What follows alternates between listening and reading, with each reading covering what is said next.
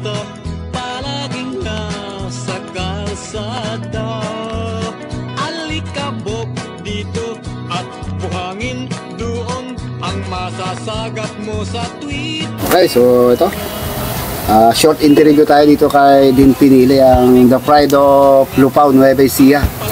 1991, Rookie of the Year ng Marlboro Tour. So, umpisahan natin yung kung saan siya nagmula at kung paano siya nasali sa Marlboro Tour. So, ito, pinapakilala ko po si Dean Pinili from Lupao. So, Idol, paano ka nagkahilig sa pamimisikleta bago ka naging Marlboro Tour? Kasi sir, nung umpisa, nanonood din tayo ng mga palabas sa TV noon. Pero mga Marlboro Tour nanonood ka. Sino ng mga Marlboro Tour noon? Idol ko dati na pinapanood dati, si Armando Catalan, kasi naging champion ng San Jose noon, 1988. 98. Pero kumakarera ka na noon ng kwan bago ka nag-Marlboro Tour? Kwan pa naman sir, amateur ako noon. Kaya lang nagbabike na ako ng mga malilit na bike. O, yung BMX pa lang? BMX, kasi nagtitinda rin ako dati ng pandesal. Kumbaga sa kwan pinapangarap ko talaga na magkaroon din ng bisikleta. Pero bago ka napasok sa pro, kumakarera ka, BMX bike? Mga BMX. Pagkatapos, nung nagkaroon ako ng sarili kong bisikleta, nag-ensayo na ako. Nakakasama ko dati si Bakudo, si JC, pari JC Bakudo. So, sino ang mas nauna sa inyo ni Placido na nakapasok? Nauna sila sir ng ilang taon, bali 3 years. Then paano ka namang nakuha sa Marlboro Tour? Ayun sir, kasi mayroong ginaganap na regional elimination dati sa ginaganap dati sa Tarlac noon. And then umpisa nag-try out ako. Awa ng Panginoon napasok naman ako, kaya nung pagkapasa ko sa elimination, nakita naman ako ni Armando Catalan, kasi siya ang naging champion dati sa San Jose noon. Nakita yung lakas ko rin, kaya ako ay yung napili niyang noon. Ka-team na rookie nila, Team Nueva Ecija. Saka anong taon yon? 1991 sir. Ay, 1991. Yun yung unang sabak mo sa tour? Yun ang unang sabak ko sa tour noon. Bali, dalawang team kasi noon Central Luzon A, saka Central Luzon B. Meron nga. Kaya ang Central Luzon B noon, pinamumunuan ng team captain din ng Central Luzon B ay si Valeriano Valdez. Sa Central Luzon B naman kami, sino naman ng team captain, si Armando Catalan. Ikaw? Si Wilfredo Martinez. Taga Nueva Ecija ba siya? Si Wilfredo? Si Wilfredo Martinez, JC Bakudo, saka si Alfredo Dinupol, saka ako, saka si Orlando Rodillas. Bali, 6 kami noon dati. So, nasa Marlboro Tour ka noon. Stage, ano naman ang mga naging achievement mo bukod doon sa pagiging Rookie of the Year ng 1991 Marlboro Tour? Meron kang na lap winner noon? Nung unang sabak ko sa tour noon, nakakuha rin ako ng third noon sa San Jose to. San Jose noon. Olongapo City. Bali, pangatlo ako dati doon San Jose to Olongapo ba yun? O Olongapo to San Jose? Paganon sa... Kasi meron kang natandaan ko kung hindi ko lang alam kung tapos na yung rookie time mo noon. Nung nag-third place ka yata doon? Kwan pala. Si Eugene Estabillo tsaka Enrique Domingo yata yung nagbalatan. Kwan na yun sir. 1993 na yun. Okay. Sa San Jose yun. So, balik tayo sa 1991. Nung 1991, anong kwan mo noon? Nakakuha ako ng third sa Olongapo City noon. Saka sa Tugigaraw, pang-4 ako doon kasi rimatihan. Saka halos araw-araw noon, top 10 ako. Saka sa Cabanatuan, pang-4 uli ako, kaya yung performance na nakuha ko noon dati. Pero kan ganun, kumbaga hawak mo yung ano tawag doon, yung pagiging rookie mo noon. Ay, sir, sa points. Ang kasi yung points, kaya yung mga lahat ng mga point na noon, ako yung tinanghal na Rookie of 91. Sinong kalaban mo doon? si Kwan sir, si Nasa Bayuga, saka si Abilino. Orlando Rodillas. Kasi yung mga time na yon, si Rodillas nung nagrimatihan kami sa Cabanatuan noon, si Rodillas ang nakakuha ng lap winner. Kung baga sa kon, malaking puntos sa kanya yon. Sa Antipolo Circuit naman, nagrimatihan uli kami doon. Kasama ko naman si Bayuga, siya naman ang nakakuha uli. Kung baga sa third uli ako doon. Pero sa 1991, wala kang lap winner. Wala akong Pero lap winner, tinanghal ka na... Pero ako ang tinanghal na Rookie of the Year noon. Kaya lang marami akong top 10 na nakuha. Hindi, natatandaan ko parang Hindi ko alam kung anong taon yung nag-second overall ka eh. Ay, 1992 naman yun. 1992. So, yun ang achievement mo nung 1991. Marami akong top 10 na kaya yun. Then, tinanghal ako na Rookie of the Year noong 1991. Then, ilang taong kang kumarera sa Marlboro Tour? 21 years old ako nung sir. Ilang taon kang nag-Marlboro? Mula nung Bali, 91, 92, 93, 94, 95, 96, 97. Madami. 97. So, short naman tayo. Sa 1992, yun yata yung maganda mong karera. Noong 1992, sir naman, ang pagkakaalam ko noon, nag-lap winner din ako sa Lipa City, sa Calawag, Quezon. Calawag, Quezon. Saka meron pa yata akong second na isa noon.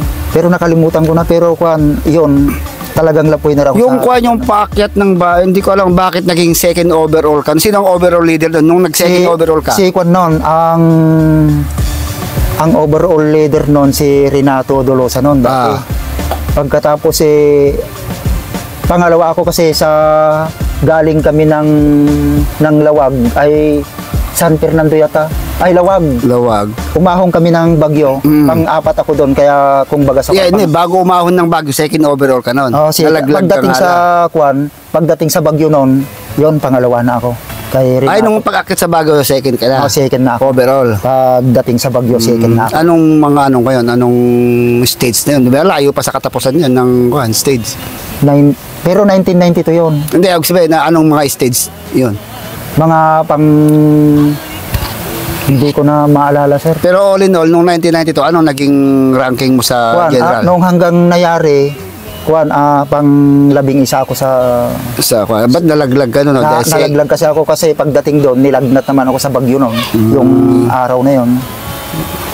So, yun. So, 1993, ano bang pinakamagandang taon na naging karir mo? Yung 1993 pala, sir, bumagsak ako sa elimination noon. Hindi ka nakasali? Hindi ako nakasali noon. Kasi may elimination yan. Ako naman yung naging naman ng noon. Naging alternate yata ako noon. Alternate. Pero hindi ka tumakbo noon? Hindi na ako tumakbo noon, 1993. Pero sumama ako sa team na 94. Noon. 94 naman noon, nag-lap winner ako sa Lipa City, Batangas. Meron doon, medyo maganda yung doon. Anong stage naman kung natatandaan mo pa? Pang-apat na stage yata, sir. Stage 4. Pang-apat. Saka nung 1995 naman, nag-lap winner naman ako sa Lawag City. Lap winner din, ano? Lawag Pero City. sa tanong ko nga, yung mga Marlboro Tour, magkano ang pag-lap winner? Ay, yun lang. Medyo maganda-ganda na rin yun dahil malaki ng pera. Halaga ng pera nun. Ang lap winner dati nun, 10,000 lang. Malaki na yun. 10,000. Malaking pera. Kaya ako yung Marlboro Tour, malaki ang premyo kumpara dito ngayon. 10,000. Kaya lang, na yun. ang nangyari dyan, 10,000, 7,000, 5,000 yung third, hanggang 3 lang yung may prize. Saka nung 1995, bali dalawa yung winner. 3 yata yung lap winner na nakuha ko noon 1995 sa Lipa City. Sa Cabanatuan. Lap winner ka. Nung 1995. 1995 saka Lawag, Lipa City, bali 3 yung nakuha. Lap winner, sa marami na. 3. Kasi yung una nun, bali nakuha ko sa Alaminos Kinabukasan, Cabanatuan na naman uli. Back to back. Pero sa general classification noon, mga panginakanong 1995. Lumayo na ako noon eh. Pero marami ka Bali, namang lap winner, ano? 25 yata. 25, hindi ko na matanda. Then, Pero 19 tatlong lap yung nakuha kong lap. May 30 mil ka. Malaki na pera. Baka kung ngayon, siguro panahon nun, baka nasa ko na yun, mga may 100,000 eh, 10,000. Okay, no, 1996. 1996, Medyo maganda pa ba kaya ang karir mo noon? No? hindi ko na matandaan sir, pero kwan, yung pagka... Anong team ka noong 96? Navy Sepa rin. Hindi ko na matandaan yung ano nun. Wala kang ganong achievement. No, Pero kwan, nakakuha pa rin ako ng kwan nun, mga top 10 saka yung mga list na nakakuha, basta kwan yung 96, nakakuha rin ako ng, meron ng kwan nun, foreign cyclist. Meron na. Ang nakuha kong place naman ito, Sagapan hanggang Santa Ana individual time trial. Individual time trial noon, ang bago dumating yung mga bis time noon, ako yung nakakuha ng kwan noon, bis time. Nung dumating si Placido Valdez, pangalawa lang siya. Dumating si Victor Espirito, pangalawa na siya. Di nawala na yung si Parilolot, Placido Valdez, pangatlo na siya. Di ako pa rin yung bali number 2 na dahil tinalo pala ako ni Victor. Bata pa si Victor noon. Medyo kon ng konti. Malakas lang siya, mas bata mas bata siya ng konti. Ngayon dumating yung isang taga Malaysian, si Wong Campuyat yun. Yun. Siya ng number 1, pangalawa si Victor Espirito, pangatlo na ako. Kaya lang ang nakuha kong price noon, 15,000, medyo malaki-laki na ng konti yun. So then, 1997, yun yung last tour mo? Yun yung last tour ko na naka 8 laps ako noon. Pagdating sa Iloilo City noon, na-aksidente na ako yun. Tanggal na. Natanggal na ako sa kwan na. Hindi mo na natapos yung tour? Hindi ko na nayari yun dahil nakasagasa ako ng tour. Yun na. Nakakuan na lang ako. Ano ang naging tama mo noon? Sa ito, yung siko ko noon. Yan. Bali nagising ako sa ospital na, tinatahi na. Kasi yung pagkabagsak ko noon talagang matulin yung ano eh. So, after ng disgrasya mo, 1990, hindi ka na bumalik? Hindi na ako. Hindi ka na nagbalak mag-elimination? Kung baga sa kwan, nag-elimination ako nung last, kaya lang hindi ko na, kung baga sa kwan, kulang yung mga preparasyon ko noon, kaya kung baga sa kwan, ang tagal, hindi na ako bumalik sa kwan. Pero meron kang itinanim na pangalan sa Marlboro, yung Din Pinili. Ako, bata ako noon, pero kilala ko ang Din Pinili. Matagal kitang hindi nakikita noon, pero minsan kita nakita sa dyaryo, tatandaan ko yung mukha mo. Pag nakita ko ako to, kilala ko yung mukha. Noon minsan nagkita tayo na, yun. Kilala ko sila Placido Valdez. So, ano may papayo mo, Idol, sa mga kabataan yan na nagsusumikap na maging pro cyclist? Sa lahat po ng mga kabataan na nagnanais na makuha nila yung gusto nilang goal, dapat unang-una tanggalin nila yung mga bisyo para kung ano man yung binabalak nila, makakamit nila kung walang bisyo. Saka ensayo lang. Kasi walang lakas yung isang siklista kung hindi niya pag-iigihan. Saka yung ensayo na mahaba, dapat yun ang... So, tsaka ibang Marlboro to noon sa ngayon. Noon talaga grabe ang kalsada. Ay, sa akin kaya... Ay, ano ba, ang gusto kong matanong nga pala, ano ang masasabi mo dun sa ang kinatatakutan ba ng mga siklista yung patapat road? Ay, kasi yung mahabang dati, rough road. Ilang oras na talagang hatakin mo talaga, babagtasin mo talaga, parang nasa bukid ka. Alas 12 na ng tanghali saka mo lang mababagtas yung simentado na yan. Yung 80 kilometers yun eh. Dati pero sinasabi doon, ilang beses ka kayang mapaplatan doon? Ay, sa awa ng Panginoon noon, nung nadaanan namin nung dumaan kami doon, kaya naglapuiner doon ako sa Lawag City noon. Ay, sinuwerte lang ko siguro. Pero talagang madalas maraming napaplatan. Ay, yun, halos magkita-kita kayo sa kwan, nagkwan na lang tatawanan dahil ang lahat ng sasabihin ng mga kapwa kong siklista, panay flat tire. Saka gabi nang dumarating sa kanyon, sa finish line. Sa sobrang haba na... Sa sobrang haba, tapos sobrang hirap. Pero ngayon yung daan maganda na. Kaya swerte pa rin talaga yung mga... Sa swerte yung Kaya mga... kuya, ano mga kaya mas malakas yung mga siklista nun, ano? Oo ah. Iba siklista nun. Kaya legend yung mga Oo, the legend talaga. Marlboro eh. Iba ang kalsada nun sa ngayon. So ayun mga idol, ito yung isa sa mga idolo natin nung panahon ng Marlboro Tour 1991 to 1997. Din Pinil, o baka may pasasalamatan ka idol. Samantalahin mo na. O sinong pasasalamatan mo? Si boss. Sasalamatan ko lahat ng mga tumulong dati sa akin sa Marlboro Tour. Sa unang-una, katulad ngayon, may pamilya na ako. Ay binabati ko rin yung mga anak ko sa kayong misis ko. Si boss. Saka si Sir, shout out. Binabati kita, Sir. Yung sir namin na si Dandex Beltran na laging sumusuporta sa aming team Dandex.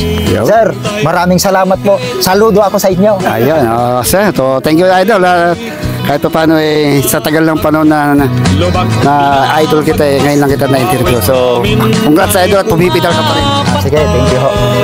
Pagkain na ubus, puhaw tiritis, ang hiningay kinakapus. O talagang ganyan, dapat na magtiis ka, ito ang buhay.